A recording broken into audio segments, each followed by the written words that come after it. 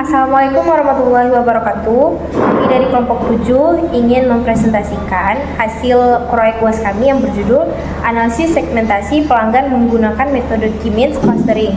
Sebelumnya kami akan memperkenalkan diri terlebih dahulu. Saya sendiri Anissa, di sebelah saya Zia Zudianza, saya Radia Sendiri Maharani, saya Kansari Syahira, saya Tazkirah Maisha. Selanjutnya kami akan memulai presentasinya. Baik, saya akan menjelaskan deskripsi datasetnya. Nah, dataset kami yaitu data customer, insight, dan sales atau penjualan. Nah, dataset yang kami gunakan ini adalah data terkait pelanggan dan transaksi penjualan. Nah, data ini berfungsi sebagai basis untuk memahami perilaku pembelian dan mengelompokkan pelanggan ke dalam segmen-segmen yang homogen. Nah, dataset hasil segmentasi ini dia memiliki 3 atribut, yaitu ada customer ID. Nah, customer ID ini ID unik setiap pelanggan. Terus juga ada product ID. Ini ID unik yang mengidentifikasi produk yang dibeli oleh pelanggan. Terus juga ada transaction ID. ID ini untuk setiap transaksi pembelian yang dilakukan. Terus juga ada pure case frequency. Ini berapa kali pelanggan tersebut melakukan pembelian dalam periode waktu tertentu. Terus yang terakhir ada average order value yang dihitung dalam total pengeluaran dibagi dengan jumlah transaksi. Terus selanjutnya ada metodologi. Metodologi dari penelitian ini yaitu yang pertama tool, kami menggunakan Orange.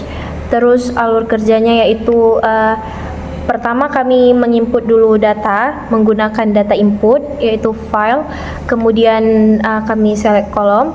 Terus ada EDA, yaitu di dalam EDA itu ada data table, distribution, box plot, dan correlation. Terus juga ada pre-processing yaitu impute, continuous, data sampler. Terus ada juga modeling. Nah, modeling ini kami menggunakan K-means dengan scatter plot dan Silhouette plot. Kemudian juga menggunakan metode utama yaitu K-means clustering atau unsupervised learning. Selanjutnya akan dijelaskan oleh Tasya. Nah, selanjutnya ada eksplorasi data analisis. Yang pertama ada distribution. Visualisasi ini menunjukkan pembagian jumlah pelanggan berdasarkan rentang frekuensi pembeli. Pengelompokan atau bandwidth, yaitu data dikelompokkan dengan lebar bin 10, misalnya 0 sampai 10, 11 sampai 20. Yang kedua ada kelompok 0 sampai 10, frekuensi rendah atau sedang. Target sekitar 4.800 entry atau pelanggan yang melakukan pembelian 0 hingga 10 kali. Yang ketiga ada kelompok 11 sampai 20, frekuensi sedang atau tinggi. Terdapat lebih dari 5.000 entry atau pelanggan yang melakukan pembelian 11 hingga 20 kali. Yang keempat yaitu ada makna. Distribusi frekuensi pembelian di dataset ini cenderung merata, uniform atau bimodal ringan antara pelanggan dengan frekuensi pembelian di bawah rata-rata 0 sampai 10 dan pelanggan dengan frekuensi pembelian di atas rata-rata 11 sampai 20. Ini menunjukkan ada 2 kelompok besar pelanggan dengan kebiasaan membeli yang berbeda. Selanjutnya yaitu ada box plot. Visualisasi ini menunjukkan ringkasan statistik dari frekuensi pembelian pelanggan. Yang pertama ada rata-rata. Frekuensi pembelian rata-rata adalah 9,96, sekitar 10 kali. Simpangan baku, penyebaran data dari rata-rata adalah kurang lebih 5,5. Ini mengindikasikan bahwa sebagian besar pelanggan melakukan pembelian di sekitar 10 kali dalam periode pengamatan, dan sebagian besar frekuensi pembelian berkisar antara 5 sampai 15 kali. Yang terakhir yaitu ada correlation. Nilai korelasi yang mendekati 0 menunjukkan bahwa tidak ada hubungan linear yang signifikan antara variabel manapun dalam dataset ini. Misalnya, perubahan pada purge frequency tidak dapat digunakan untuk memprediksi perubahan signifikan pada average order value atau variabel lainnya secara linear. Selanjutnya ada pre-processing. Yang pertama ada input. Tahap yang dilakukan yaitu penanganan nilai hilang. Tujuannya mengisi nilai yang hilang pada data numerik, misalnya dengan main atau median. dan kategorikal atau modus untuk mencegah error pemodelan. Lalu selanjutnya ada continuous. Yang dilakukan adalah fitur encoding, mengubah variabel kategorikal seperti season menjadi format numerik, misalnya melalui one hot encoding agar dapat diproses oleh K-means. Lalu data sampler, tahap yang dilakukan adalah data sampling, membagi data menjadi sampel pelatihan, misalnya 70% dan validasi 30% untuk menguji stabilitas model. Lalu normalisasi data. Yang dilakukan adalah fitur scaling. Tujuannya dilakukan secara implisit di dalam widget K-means. Semua fitur diskalakan ke rentang yang seragam, misalnya 0 hingga 1, untuk memastikan bahwa jarak dihitung secara adil dan tidak didominasi oleh fitur yang salah. Ada modeling. Yang pertama, silhouette float. Hasil silhouette float menunjukkan bahwa hampir seluruh nilai silhouette berada pada rentang 0,5 sampai 0,7, yang berarti kualitas klaster yang terbentuk sudah baik. Nilai positif ini menunjukkan bahwa data dalam klaster saling mirip satu sama lain dan cukup terpisah dari klaster lain. Tidak ditemukan nilai negatif sehingga tidak ada data yang salah penempatan. Secara keseluruhan, model K-means menghasilkan pengelompokan yang stabil, konsisten, dan layak digunakan untuk segmentasi pelanggan. Selanjutnya dibacakan oleh Hansa. Selanjutnya, pada slide ini ditampilkan scatter plot yang menunjukkan hubungan antara forecast frekuensi dan average order value. Berdasarkan grafik tersebut dapat dilihat bahwa titik-titik data tersebar secara vertikal dan tidak membentuk pola tertentu. Hal ini menunjukkan bahwa hubungan antara frekuensi pembelian dan nilai rata-rata transaksi tidak terlalu kuat. Artinya pelanggan yang sering melakukan pembelian belum tentu memiliki nilai transaksi yang lebih tinggi.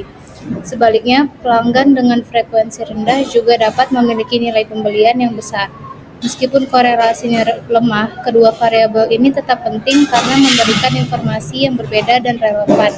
Oleh karena itu, forecast frekuensi dan average order value layak digunakan sebagai fitur dalam proses clustering pelanggan. Selanjutnya, pada slide data table menampilkan tabel hasil clustering pelanggan menggunakan metode K-means.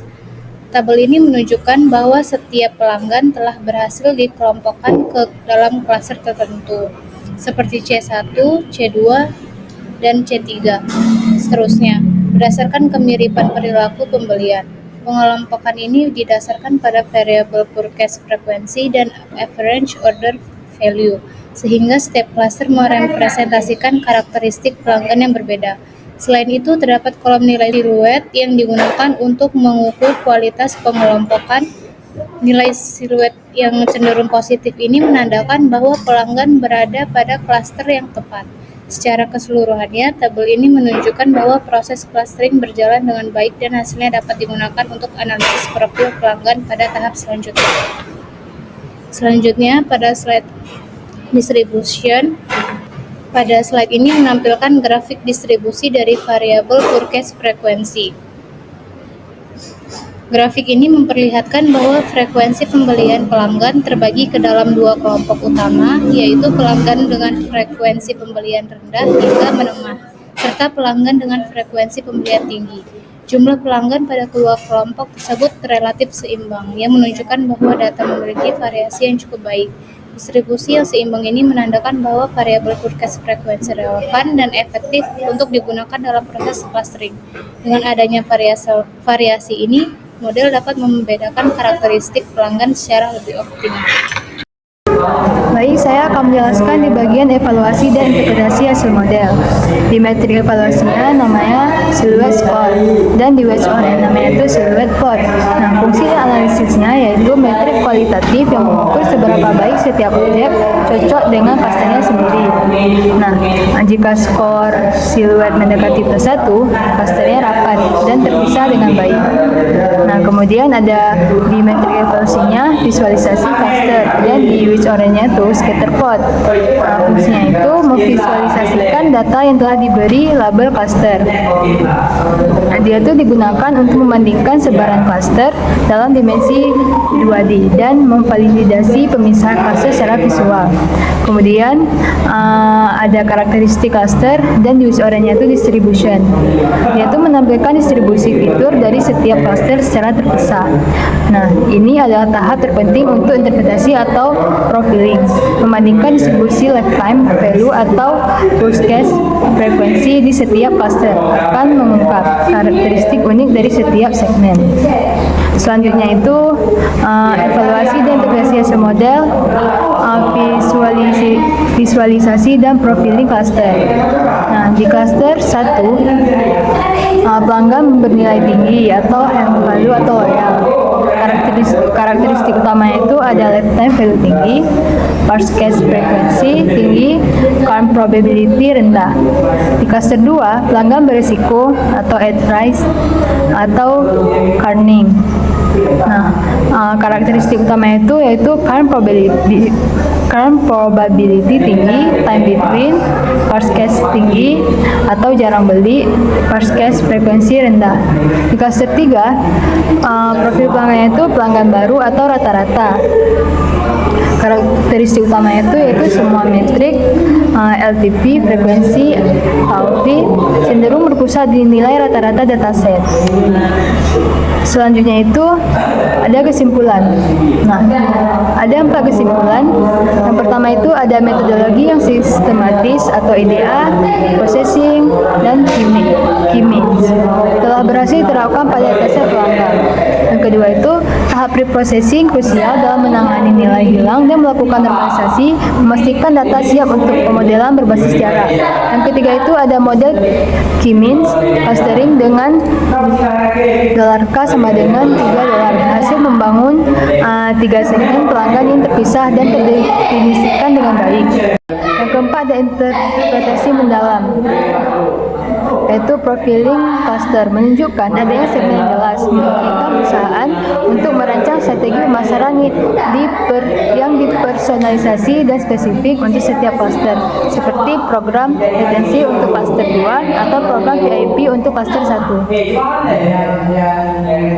Sekian dari presentasi kami. Apabila ada kesalahan kami mohon maaf. Wassalamualaikum